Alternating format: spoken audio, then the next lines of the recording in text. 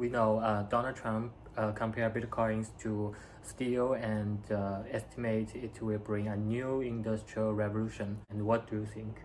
I believe the stablecoins, especially the US dollar-based ones, are indeed the gunpowder of the 21st century. They will open the doors that the other tools cannot and lead into a new explosion of the possibilities on the internet. That sounds impressive, but I haven't seen stablecoins in our daily lives yet. Yeah, because the current layout of stablecoins is focused on the pseudo needs. They are trying to do the remittance, payroll, accepting Visa, buying coffee, but none of these are better than the current payment experience. Take the US or other countries as an example. Most of their applications support the local payment methods like PayPal, Zelle, Visa, and others. But when I find myself in a physical store like Starbucks, I am there, right there and in person. Tell me at that moment, why should I use the USDC to buy my coffee, right? Is it really more convenient to compared to the using the Visa, Mastercard, Alipay, WeChat Pay, or even cash? Indeed, the answer is clearly no. The current methods are very convenient and even don't require any fees. Yes, exactly. Additionally, people maybe they don't know how to acquire or use the USDC, and maybe they don't even know what the USDC is. Yes.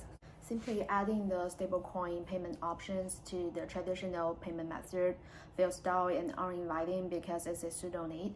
For most users, it don't bring any convenience or lower cost. Instead, it increases the exchange, the gas fee on chain, and adds the unnecessary steps. Therefore, the stable coins in the current scenarios, the method don't offer users any advantage in the convenience, affordability, or reliability. So if the stable coins cannot gain the traction, then the so-called meme coins, aside from being the speculative hype, have no real value. So what you are saying is acquiring USDC stablecoins or making people willing to convert their fiat into stablecoins proactively is crucial. Yes. So the question is, in what situations do people want stablecoins actively? Mm. I believe that for a new technology or new concept potentially trigger the disruptive revolution, it must improve in either the convenience or fairness or affordabilities or the reliabilities. Stablecoins do have the potential to take these advantages, but certainly not at the previous mentioned scenarios, at least not yet. However, we have identified a real scenarios that stablecoins can generally take root and provide advantages. It is the cross-border small service platform. It will include the online service, remote work, design, the virtual goods, and so on, which is not related to the logistic, but they can have the earning opportunities. Like the service provider, they always lack a platform to showcase their offerings to the world. On the other hand, the people who are seeking for the service, they lack the efficient means to find the affordable quality options globally. Exactly. That's why we need Rosen app. Yeah, moreover, even as a small startup, Rosen has a significant competitive edge and the potential to the rapid growth in this new scenario. Because first, the existing system don't care about the needs of this demographic. The high value transactions, the premium jobs, the international elite talents, they already have the fixed channels, while the vast majorities already miss their opportunities.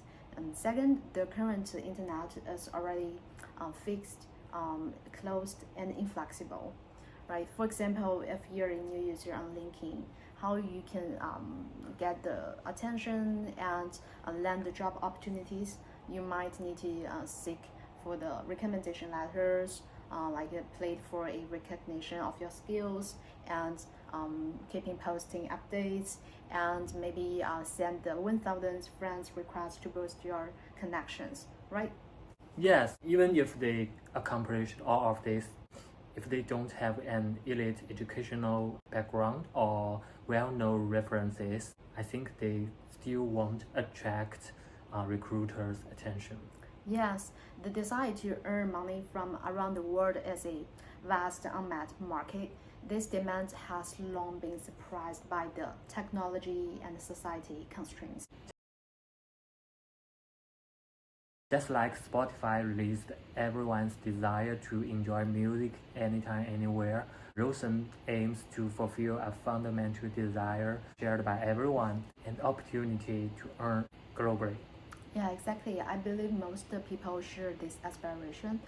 People want to sell their products or service to the entire world, allowing their earning opportunities to be no longer limited by the languages, geography, or the financial systems. This is a demand surprised by the centuries. So now we have the chance to unleash this demand, which is why we are so excited about the Rosen project. It offers us the endless possibilities and the enthusiasm. So in this mobile internet era, we are trying to breaking the languages barriers with the real-time AI translation and breaking the traditional finance systems limitation through the blockchain and stablecoins. It will significantly lower the barrier to entry for the global interactions and making everything feasible to everyone. This is the core value of the Rosen. This indeed represents a true demand and a scenario with great potential. With a very low barrier to entry, a seamless experience, a global perspective, a fair mechanism, and convenient transactions. Everyone has the right to see the world while having the opportunities to be seen by the world. Yes, blockchain and stablecoins offer the incredible convenience, affordability, and fairness in this new scenario. So we believe this will lead to a new revolution. So, how do we make this happen? That's why we are building the Rosen app, giving every user a chance to discover the world and be discovered in return. However, merely saying isn't sufficient. We also allow users to showcase their needs and service or product they can offer. This way, they can generally earn global opportunities by leveraging their skills or expertise. Initially, we hope to collaborate extensively with those Web3 communities or companies, especially those who are already using or processing the stablecoins. To stimulate this demand, many companies within the Web3 they have the cross-border teams or global communities, but they do lack a unified social work platform, making this demand quite prevalent. For instance, we could enable the USDC holders or organizations to list their jobs or tasks on the Rosen platform, matching them with the talents globally, like from the different countries or different regions. These talents can earn USDC by completing these tasks or these jobs without facing the regional limitations or regional restrictions. Of course, the Rosen team will be the driving force behind this process, guiding the users worldwide towards the aha moment. And previously, we actually tested this approach in a small scale. We called the Rosen Ambassador Program, and we simply announced a small scale demand for the recruiting as the regional ambassador in Rosen. And finally, we get applications from 1,091 individual applications across over 40 countries. And all we're offering is just a small bonus to them. Yes, I know some of our ambassadors, after learning about Rosen, were willing to promote it for free and assist local users to set up profiles and acquire avatars, post supply and demand information to seek opportunities globally. Yeah. So if Rosen can succeed in attracting over 1 million users in the near future, just imagine that all of them will be the loyal advocates of the USDC, who are fresh entrants from the traditional internet sphere, and this is going to be our strategy. This indeed reflects the future lifestyle of young people. Yes, currently many countries and regions worldwide, they actually are facing the economic downturns, making it difficult for the young people to find suitable jobs. On the other hand, the young people actually they are growing up in this mobile internet environment, so they have different mindset. They don't like the rigid 9 to 5 routines, and they prefer the freedom and incline to spend their time on what interests them. I think they are also well educated, possess the cross-border skills, and are eager to explore the world and be discovered. Actually, today, 29% of the global workforce is engaged in the remote work, and in the US, over one-third of the workforce is involved in some form of the gig work. And this figure gonna expected to grow to half under 2025. Additionally, 13% of the young Americans identify themselves as the digital nomads. So I think this demographic continues to expand in the future.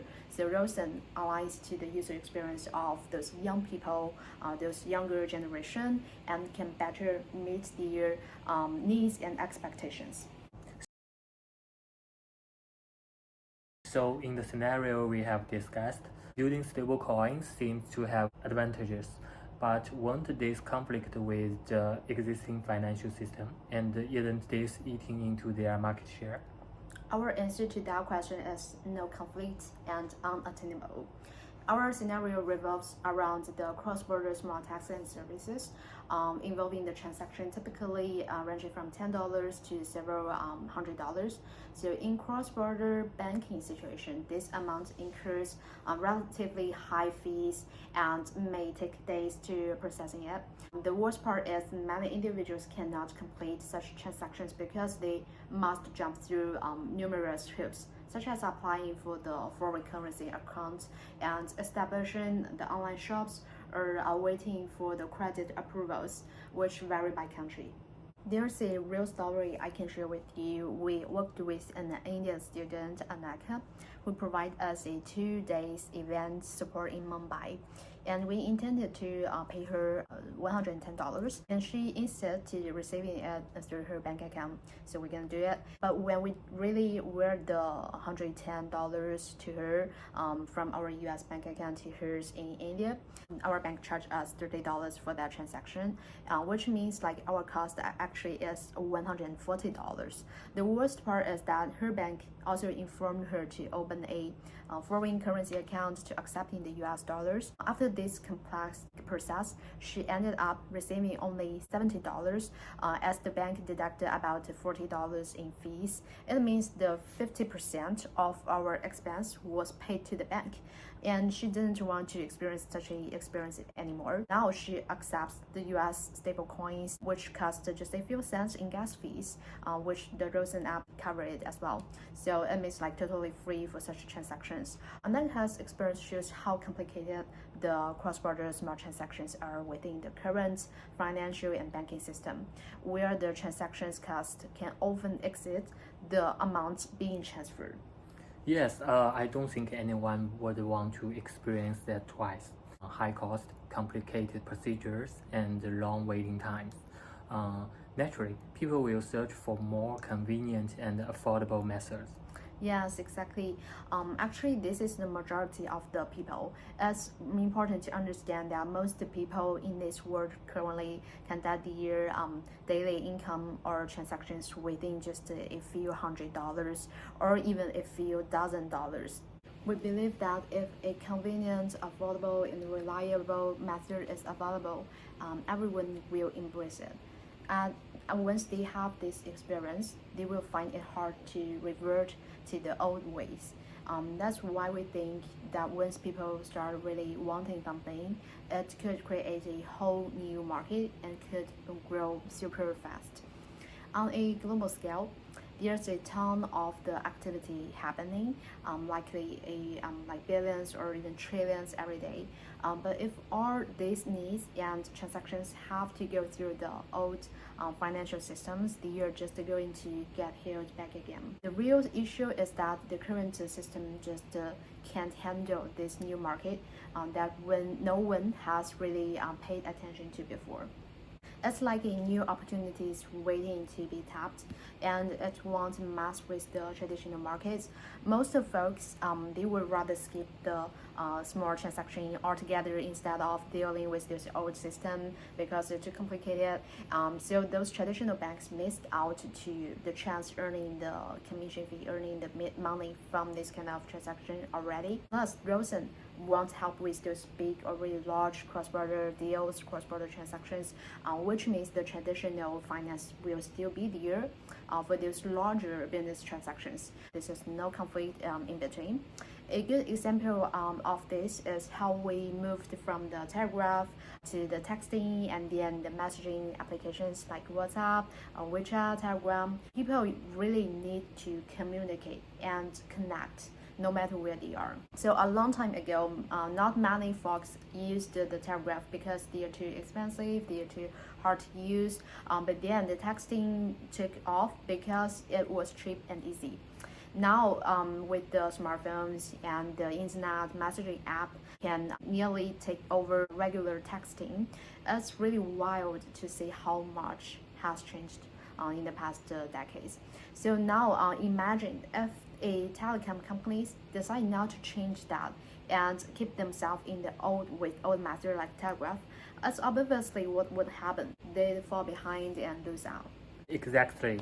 When new technologies come along, industry have to change because the old ways can't meet the new needs of users or support fresh ideas. Yeah, exactly. So this is why we call it attainable. Once people start to notice this new market and jump on these new ideas with cool technologies, I really think they will shape the future. Just like how we've gotten to used to the names like Visa, PayPal, Zelle, Alipay, Bitcoin, and USDC over the time. Having discussed the potential conflicts, my next question might be sharper. Will this be illegal? Mm. Actually, companies like Circle and Coinbase demonstrate compliance in the US, and many are working toward this direction. For instance, we don't conduct the token launch ourselves, and we utilize the USDC and the Circle's infrastructure. We leverage their anti-money laundering algorithm to ensure the Rosen's transaction aligns with the US laws and regulations. This is one of the reasons that we keen to work with Circle. So we believe the compliance is an inevitable trend crucial for the safeguarding the interest of the majority and enhancing the industry growth. Moreover, the revolution brought by the new technologies will make legal frameworks to evolve accordingly. So Rosen is more than willing to embrace the regulations. Just like you mentioned Spotify, I totally agree. But did you know before the Spotify there were a lot of illegal music download sites like the Pirate Bay that got into trouble at the end. But then the Spotify came along and changed everything to become the largest music platform out there. So if we look at the whole industry and focus on what's considered illegal only, how many projects in the Web3 can even be seen as legal, right? Can the wallet apps helps money laundering? People reporting their crypto earnings properly for the taxes, and are these exchange or cross-border transfer following all the rules? So should we just imprison the teams behind of these wallet operators, exchanges, and layer 1, layer 2 blockchains overnight? The idea is just really silly. This is not how mankind progresses, and this is not how America became strong. Debates about the legality of new stuffs don't really help. Yes, we've compared stablecoins to gunpowder for the 21st century. Just like a lesson from history show us, during the Qing dynasty, the development and the production of gunpowder was restricted and even illegal. And we all know how that turned out. For stablecoins, there are many stablecoins available now. What's your perspective of the competition among them? Right now, most stable coins are mainly used for the trading, especially when it comes to buying or selling the digital currencies. In trading situations, actually USDT, for example, seems more likely. And it's kind of like a casino or shady market. There's no real need for the legit chips. As long as the place takes it, a piece of the paper with the number on it works just fine. A lot of these stablecoins are not really following the rules or might have no real asset backing them, but most of them are destined to not be the widely circulated in the real transactions around the world. So at least we don't see it for now. But Circle stands out because it actually follows the regulations, especially in the US and Europe. We think Circle's USDC and EURC are really different from other stablecoins. They can help with the reliable transactions in the future scenarios we have in our mind.